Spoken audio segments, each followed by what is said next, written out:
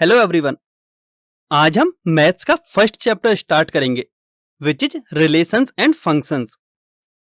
Relations and functions के basic concept के बारे में आप क्लास 11th में भी पढ़ चुके हैं। इस चैप्टर में हम रिलेशंस एंड फंक्शंस के टाइप्स के बारे में पढ़ेंगे। आजकल टेक्नोलॉजी इतनी एडवांस हो गई है कि हमारे हर किसी काम को करने के लिए कोई ना कोई मशीन बनी हुई है। अब हर मशीन के पीछे एक बेसिक कंसेप्ट ये होता है कि हम उस मशीन को एक इनपुट देते हैं एंड हमने उस मशीन को कुछ इस तरह से डिजाइन किया हुआ होता है कि वह मशीन एक स्पेसिफिक इनपुट के लिए एक स्पेसिफिक आउटपुट देती है। फॉर एग्जाम्पल, आपने अपने घरों में लगे हुए फैंस को देखा होगा। उनके इनपुट के लिए रेगुलेटर्स लगे हुए होते हैं। जब आप रेगुलेटर्स को एक लेवल से चेंज करते हो तो फैन की स्पीड भी एक फिक्स्ड अमाउंट से चेंज हो जाती है।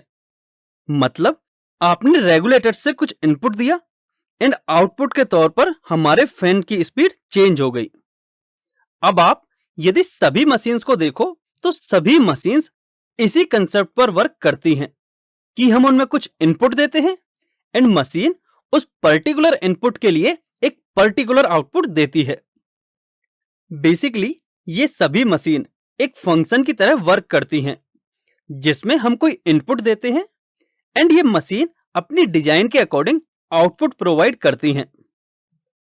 अब हम एक और एग्जांपल देखते हैं।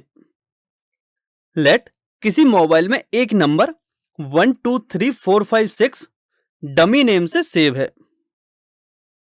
तो यदि आप सर्च ऑप्शन में 123456 एज एन इनपुट देते हो तो ये हमें आउटपुट में डमी नेम शो करता है। लेकिन मोबाइल में एक और फैसिलिटी होती है कि यदि हम सर्च ऑप्शन में आउटपुट को ही इंसर्ट करें, मतलब हम डमी ही इंसर्ट करें, तो यह हमें उस आउटपुट के करस्पॉन्डिंग इनपुट की वैल्यू भी दे देता है। यानी कि मोबाइल हमें नंबर शो कर देगा। तो ये आउटपुट से इनपुट प्राप्त करने की प्रोसेस इनवर्स फंक्शन होती है एंड इसके बारे में भी हम डिटेल में इसी चैप्टर में पढ़ने वाले हैं। तो इस चैप्टर में हम रिलेशन और उसके टाइप्स के बारे में पढ़ने वाले हैं। इसके बाद हम फंक्शन एंड उसके टाइप्स के बारे में भी पढ़ेंगे। फिर हम कंपोजिशन ऑफ फंक्शंस के बारे में पढ़ेंगे। इसमें हम ये देखेंगे कि एक फंक्शन के अंदर दूसरा फंक्शन किस तरह वर्क करता है। इसके बाद हम इन्वर्टिबल फंक्शन और इनवर्स फंक्शन के बारे में पढ़ेंगे। इस चैप्टर के लास्ट में हम बाइनरी ऑपरेशन के बारे में पढ़ेंगे।